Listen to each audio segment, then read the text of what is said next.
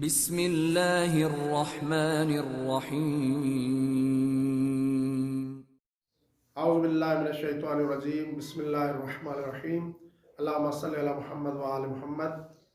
آج میں آپ کے سامنے وہ چیزیں پیش کروں گا کہ جو چیزیں روزے دار کے لیے مکروہ ہیں اور یہ کام انجام دینے سے روزے دار کے روزے کے ثواب میں کمی واقع ہوتی ہے۔ پہلے نمبر پر جو کام ہے آنکھ میں دوا ڈالنا اور سرما لگانا جبکہ اس کا مزہ یا بو حلق میں پہنچے۔ آنکھ میں سرما ڈالنے سے یا دوائی ڈالنے سے مزہ یا بو حلق تک پہنچ رہی ہے تو ایسی صورت میں انسان کو چاہیے کہ آنکھ میں سرما ڈالنے اور دوائی ڈالنے سے پرہیز کرے۔ دوسرے نمبر پر ہر ایسا کام کرنا جو کمزوری کا باعث ہو۔ بہت سے کام ایسے ہیں کہ جن کے کرنے سے انسان کے جسم میں کمزوری محسوس ہوتی ہے، لہٰذا ایسا کام روزے کی حالت میں نہیں کرنا چاہیے کہ جو انسان کے لیے کمزوری کا باعث ہو، اور ایسی چیزوں سے انسان کو پرہیز کرنا چاہیے۔ تیسرے نمبر پر خوشبودار گھاس اور جڑی بوٹیاں سونگھنا۔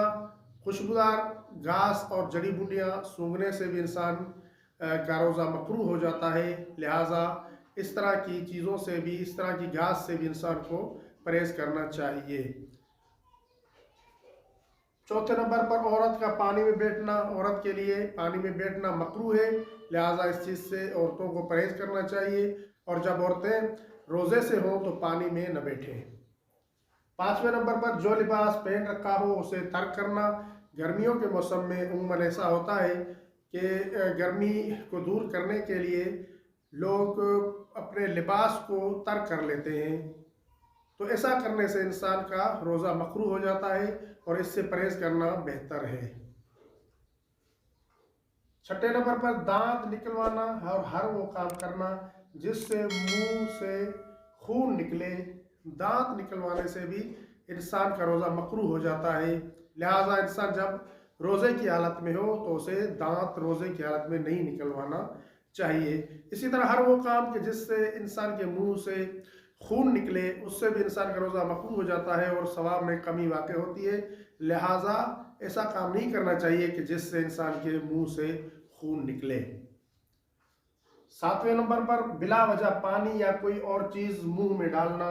عموماً دیکھا گیا ہے کہ بعض لوگ منہ میں پانی ڈالتے ہیں، اگرچہ حلق سے نیچے ان کا پانی نہیں جاتا، حلق سے نیچے اس پانی کو جانے نہیں دیتے، کلی کرتے ہیں، تو کلی کرنا بھی روزے کی حالت میں مکروہ ہے اور اس سے بھی پرہیز کرنا چاہیے۔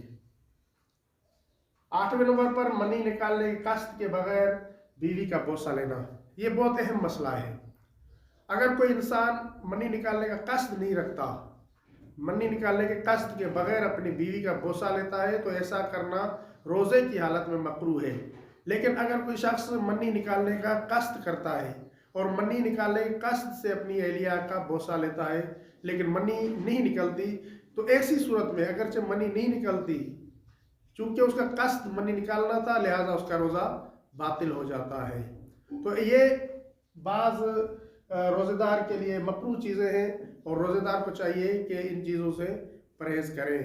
انشاءاللہ تعالی خدا نے توفیق دی تو ماہ مبارک رمضان میں مسلسل احکامات روزہ اور مختلف دعائیں آپ کی خدمت میں پیش کریں گے، جو دعائیں روزے کے مختلف دنوں کے ساتھ مخصوص ہیں۔